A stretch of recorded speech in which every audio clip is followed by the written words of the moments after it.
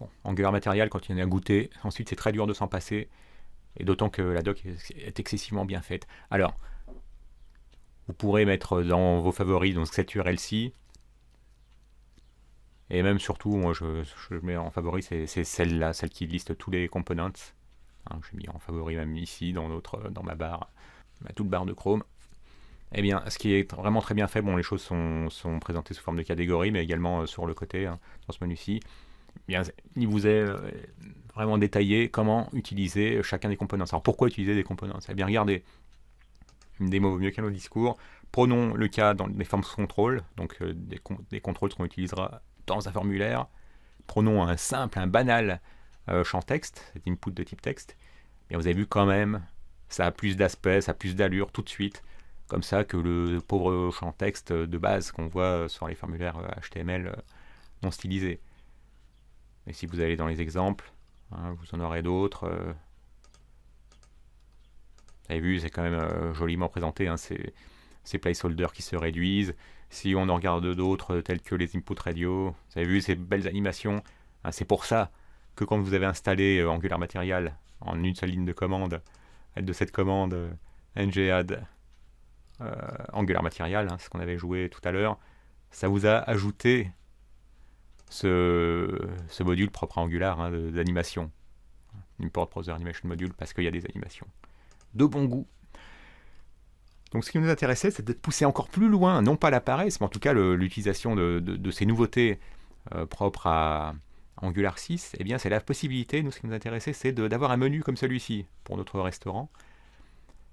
D'autant que c'est réactif, donc aujourd'hui, quand même, les utilisateurs utilisent quand même énormément leur smartphone ou leur tablette. Donc votre site, faut vraiment penser aux utilisateurs de mobile dès la conception. Ben, nous, ce qu'on voudrait, c'est avoir ce menu-là avec cette barre d'outils sur le côté. Eh bien, ça, on peut l'installer également en une seule ligne de commande. Et ça, c'est un énorme confort. Donc ça, c'est une nouveauté propre à la version 6 également d'Angular CLI. Donc cette commande ngGenerate. Alors je vais juste regarder dans le GitHub pour qu'on ait la même chose. Quand j'ai installé Material Nav, comment est-ce que j'avais appelé le component qui va être généré? J'avais appelé main-nav. Main-nav, voilà. Alors que bon, on l'avait appelé my-nav. Donc installons à l'aide de cette nouvelle commande ngGenerate Material Nav. Donc CTRL U accent grave pour refaire apparaître la console dans Visual Studio Code. Et de là, on peut se servir de ngGenerate. Bon, ce que je vais faire,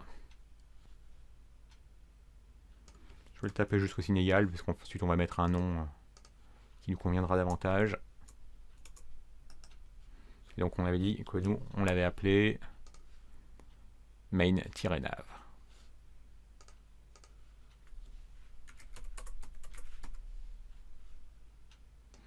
Voilà, donc vous allez vous retrouver avec cette ligne de commande ngGenerate. Qu'est-ce que vous voulez générer? Angular /material 2.1 material-nav, donc c'est ça qui va être généré. Et vous pouvez ajouter cette option -name égale, et nous on voudrait qu'elle s'appelle main-nav. C'est parti, on appuie sur entrée. Vous avez vu, c'était très rapide. Ça nous a créé 4 choses et mis à jour une 5e. Qu'est-ce que ça nous a créé? Eh bien, main-nav.component.html, ça c'est un template. main-nav.component.spec.ts, ça c'est un fichier de test. main-nav.component.ts, ça c'est le fichier TypeScript, donc correspondant, c'est lui qui comportera le décorateur @component. Et ensuite, enfin, main-nav.component.css, ça ce sera pour styliser votre component. Et ça nous a mis à jour notre habituel module, hein, src/app/app.module.ts, notre ami. On peut voir effectivement que ça nous a ajouté tout ce beau monde depuis Angular /material. Et vous avez vu, il l'a fait pour vous, donc il importe ces modules, hein, puisqu'il les a suffixés de modules, et il les ajoute pour vous, à partir de là, hein, dans le tableau des imports. Donc si par hasard vous aviez, ce serait pas une bonne idée, hein, d'utiliser Visual Studio Code, si vous aviez un IDE qui ne le faisait pas pour vous, ce serait à vous d'ajouter dans les imports chacun de ces imports, chacun de ces modules. Donc, si on regarde maintenant ce qui nous a été ajouté donc dans src app, je vous ai dit hein, qu'on passera l'essentiel de notre temps dans src et ça c'est app, ça nous a ajouté ce répertoire main-nav. Et si on ouvre le fichier TypeScript, eh bien qu'est-ce qu'on reconnaît? Comme toujours, une simple classe qui est exportée pour pouvoir être importée ailleurs, main-nav component, et qui a le décorateur add component auquel est passé cet objet de configuration, ce qui permet de savoir que main-nav, du coup, quand vous voudrez l'utiliser, il suffira de taper main-nav, quelque chose de ce goût-là, à l'endroit où vous voudrez faire apparaître cette barre de navigation. Et ensuite, ici, ça vous indique où se trouve le template URL, donc au même niveau, main-nav.component.html, que voici. C'est important parce qu'on va le personnaliser, évidemment. Nous, ça ne nous intéresse pas de voir link 1, link 2, link 3. Et donc, nous allons l'utiliser pour voir quel aspect ça a sur cette page-ci, parce qu'on s'affiche un peu de ce contenu-là. Donc, nous allons aller dans app.component.html. Ce contenu nous intéresse pas plus. Ah oui, j'avais oublié de vous dire pourquoi est-ce que ce title ici, title a pour valeur app, et ici on utilise ces doubles accolades. On appelle ça de la string interpolation, c'est-à-dire que ici dans le côté TypeScript, eh bien on définit une variable qui s'appelle title dont la valeur est app, et on utilise cette variable title en la mettant dans des accolades ouvrantes et fermantes. Donc c'est-à-dire que si au lieu d'app je mettais Toto, bien regardez, cette fois-ci ça vous dit welcome to Toto. Donc ça on va le faire souvent, mais c'est la raison pour laquelle il y avait ce title ici, et qu'ensuite il y avait ces accolades ouvrantes et fermantes là. Donc ça vous permet de récupérer, d'utiliser la valeur contenue par title. Voilà.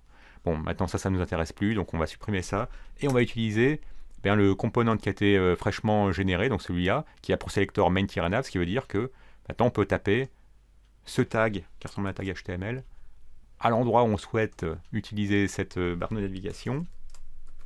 Voilà, main-nav / main-nav, ça vient tout simplement du fait que le sélecteur c'est main-nav. Et donc maintenant, eh bien vous avez vu, on se retrouve avec ce menu de navigation qui pour l'instant va nulle part.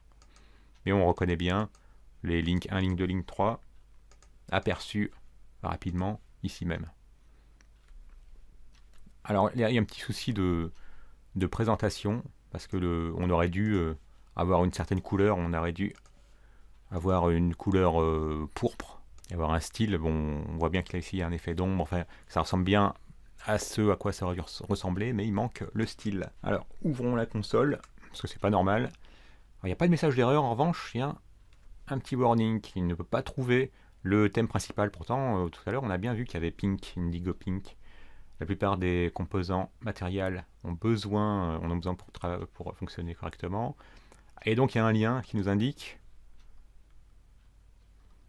voilà, les styles, les pre-built themes qui sont available. Nous, pourtant on a bien vu passer indigopink.css et qui aurait dû être ajouté au style.css. Ça normalement on n'a plus à le faire. Quand j'ai préparé cette formation, je n'ai rien eu à faire. Alors, on va quand même aller vérifier dans style.css. Écoutez, c'est étrange, il n'y est pas. Ajoutons-le. Ça ne lui plaît pas. Simplement parce que j'étais trop impatient, j'ai pas lu que alternativement on pouvait utiliser ce lien-ci, qu'on a bien vu. Enfin, vérifions rapidement dans index.html. Et bien. En vérifiant dans angular.json qu'il y a bien une référence à ce fichier de style, indigo-pink. Bon, il est bien présent, donc je pense que ce qu'il suffira de faire, ce sera de relancer tout simplement ngserve, parce qu'il y a quand même eu pas mal de modifications. Ça peut simplement être ce problème-là, parce que j'ai vraiment rien eu à faire hors caméra quand j'ai préparé ce cours. Donc on relance, on arrête ngserve, puisqu'il y a eu des changements dans le fichier angular.json, sans doute que pour qu'il soit pris en compte, il faille rejouer ngserve. Ah, voilà, là ça ressemble. Bon, si vous voyez la petite différence. Lui a été rechargé également, c'est logique. Donc voilà, les choses ressemblent un peu plus graphiquement à ce qu'on voulait. Puis vous avez vu maintenant, quand on clique, on voit bien cet effet de vague qui part de l'endroit où le clic s'effectue. Donc pas de doute, cette fois-ci, nos outils de navigation avec le menu sur la gauche a bien été installé. Si on fait un petit F12 et que voilà, on passe en mode smartphone, eh bien on voit bien que en plus c'est joliment présenté sur un device.